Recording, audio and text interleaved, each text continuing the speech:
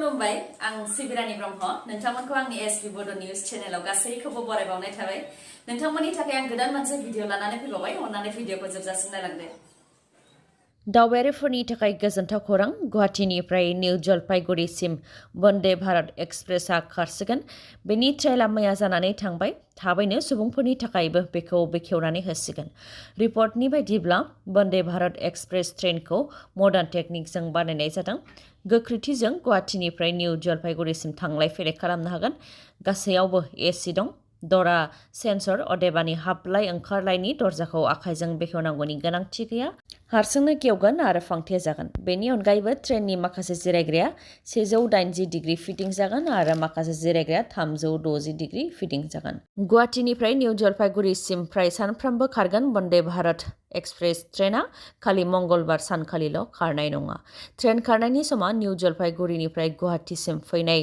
ट्रेनआ निउ जलपाइगुरियाव फुंनि 6 रिंगा 20 मिनिटाव खारजेनगोन आरो गुवाहाटीयाव सानजौफु 2 रिंगायाव सौफैगोन उल्था फारसेथिं बेलासिनि 4 रिंगा 30 मिनिटाव गुवाहाटीनिफ्राय खारजेननानै निउ जलपाइगुरिसिम थांफिनगोन मुगैथाव आरो सोंखारि जाथाव जाथाय बिटिआरआव फिन नुजाथिदों जिनाहारि जाथाय गुवाहाटीयाव बेरायनो लांनानै सानै उन्दै हिन्जावसा गथ'फोरखौ जिनाहारि खालामदों फोरमायथिनाय बायदिब्ला जनि बर' आरो बन बर' मुंनि सानै दुथाङा उन्दै हिन्जावसाफोरखौ जिनाहारि खालामदों दुथां सानैया बाक्सा बागानपारानि थागिबि गुवाहाटीयाव बेरायनो लांनो होनानै जनि बर'आ गावनिनो गामिनि सानै लाइमोन सिख्लाफोरखौ गुवाहाटी फारसे लानानै थांदोंमोन बेनि उनाव गुवाहाटीयाव जनि बर'आ गावनि लोगो बन बर'खौ लोगो लादों बेनि उनाव हटेलाव मोननै खथा लानानै आइजोफोरखौ फेग्रा मुवा लोंहोदों बेनि उनाव जिनाहारि खालामदों अखानायैसो नलबारिनि मोनसे लामायाव गारनानै गालांदों हिन्जावसाफ्रा नलबारिनिफ्राय बाक्सा फारसे फैफिननानै जाथायनि सोमोन्दै गाव गावनि नखराव मिथिहोफैनायनि उनाव नखरनि सुबुंफोरा दुथांनि हेंथायै बरबरि थानायाव एफआइआर होदों नाथाय दासिमबो दुथांखौ पुलिसआ हमनो हाथ'नाय जायाखै होननानै फोरमायथिदों फोरमायथिबावनाय बायदिब्ला जिनाहारि खालामजानाय उन्दै हिन्जावसाया मेट्रिक आनजाद होदोंमोन आरो जायनाखि जनि बर'आ गामिनिनो सेंग्रा बेनिखायनो फोथायनानै गुवाहाटी फारसे बेरायनो थांफादोंमोन होननानै फोरमायथिदों आरो दुथांनि सायाव जाहाथे गोख्रों राहा लायो बेनि थाखायबो दाबि खालामो हिन्जावसानि नखरनिया क'क्राझारनि नायगाव पाहारफोराव हाग्रा बिफाना गोबां गय बिफां राबार बिफां बायदिफोरखौ दानफायलांदों जायनि थाखाय बे ओनसोलनि सुबुंफोरा हाग्रा बिफाननि हेंथा खुद्रिदों ओनसोलनि सुबुंफोरा फोरमायथिनाय बायदिब्ला हाग्रा बिफाना बे ओनसोलखौ हाग्रा बिफाननि होनानै गोबां दुखुथिया सुबुंफोरा दुखु खस्थ'नि गेजेरजों गायनाय गय राबार आनारस साहा बागान बायदिफोरखौ दानफायनानै सिलिंखार खालामलांदों आरो दानफाय दानसि खालामनायनि अनगायैबो हाग्रा बिफाननि मावफारियाफोरा गय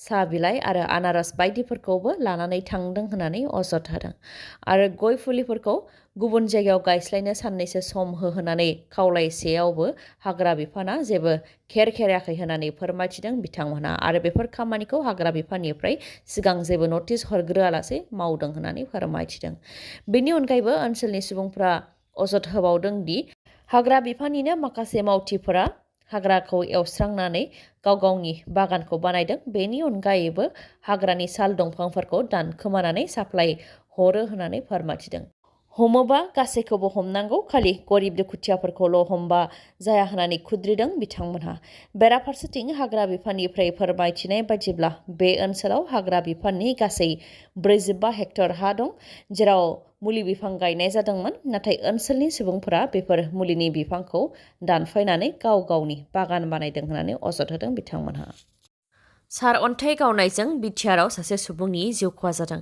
चिरां जिल्ला बिजनी मंगलियान गयबारि गामिनि लिरथुमगोरा बसुमतारिया सारअन्थाइ गावनायजों अबथिरायै जिउ खोमानो गोनां जादों सानजौफु 1 रिंगायाव जादों बे जाथाया फोरमायथिनाय बायदिब्ला बिथाङा आबाद मावनो थाखाय आबाद फोथाराव थांदोंमोन बेयावनो बिथांनि सायाव सारअन्थाइ गावदों जायजों बिथाङा जिउ खोमानो गोनां जादों हरखाब आरो अबथिरायै बिथांनि जिउ गोमानायखौ लानानै नखरनिफोरजों लोगोसे ओनसोलनि सुबुंफोरा दुखु मोननाय फोरमायथिदों जिउ गोमानाय लिरथुमगोरा बसुमतारिया 42 बोसोर बैसोनिल'मोन होननानैबो मिथिहोदों मख'नो गोनांदि मैयानि सानाव हरखाबै फैनाय बारहुंखा अखा आरो सारअन्थाइ गावनाया बिटिआरनि अनगायैबो आसामनि दाब दाब जायगायावबो गोहोम खोख्लैलांदों बारहुंखा बारनायजों बिफां लाइफां गुबुनाय न' बां बिरखारनायनि अनगायैबो सारअन्थाइ गावनायजों सुबुंनि जिउ खहा जादों बिटिआरनि चिरां जिल्लायाव सारअन्थाइजों लिरथुमगोरा बसुमतारिनि जिउ खहा जानायनि अनगायैबो मैयानि सानाव सारअन्थाइ गावनायजोंनो मंगलदैयावबो सुबुंनि जिउ खहा जादों मंगलदै दक्सकीनि तारिनी देकायाबो जिउ खोमानो गोनां जादों। बिथाङा 70 बोसोर बैसोनिमोन आरो बिथाङाबो आबाद थिलियाव आबाद मावनो थाखाय ओंखारलांदोंमोन। बेयावनो बिथांनि सायाव सारन्थाइ गावदों, जायजों बिथाङा जिउ खोमानो गोनां जादों। साब इन्सपेक्टर जन्मनि थैनाय जाथायखौ जाय सुबुङा अदेबानि प्रणब दासआ गावनि मेगनजोंनो नुदों होननानै दाबि खालामदोंमोन, बे सुबुङाबो नंखायसो बुंदों नामा? साब इन्सपेक्टर जन्मनि राभा थैनायनि साना जेसेबांनो गोबाव सान जालांदों एसेबांनो गुलुं गुजुंसिनसो जादों। जेन सुबुंफोरखौ आन्दायहोनो थाखाय बानायखानाय मोनसे जाथाय बायदिसो जानानै फैदों।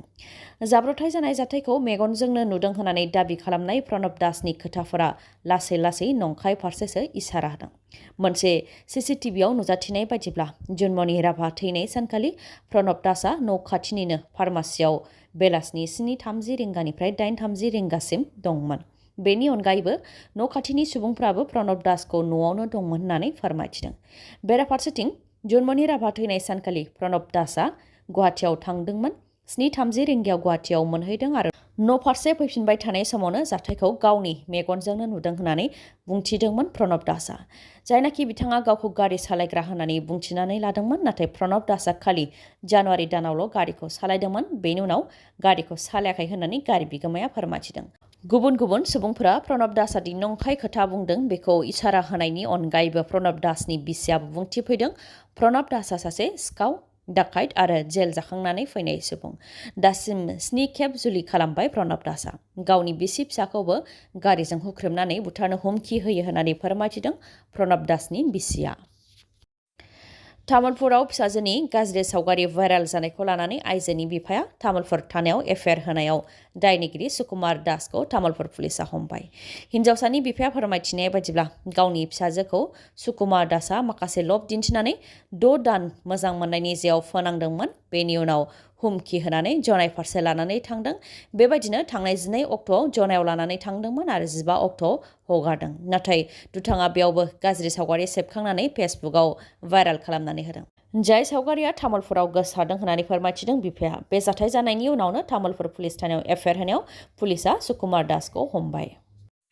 गुवाहाटीयाव सेक्सन 144 फोसावदों। सेक्सन 144नि बायदियै गुवाहाटीयाव साबानि गोबां सुबुं थुबुर जानो मोननाय नङा, धर्ना होनाय हाबाफारि लानो मोननाय नङा, हानजा सुरनाय हाबाफारि लानो मोननाय नङा।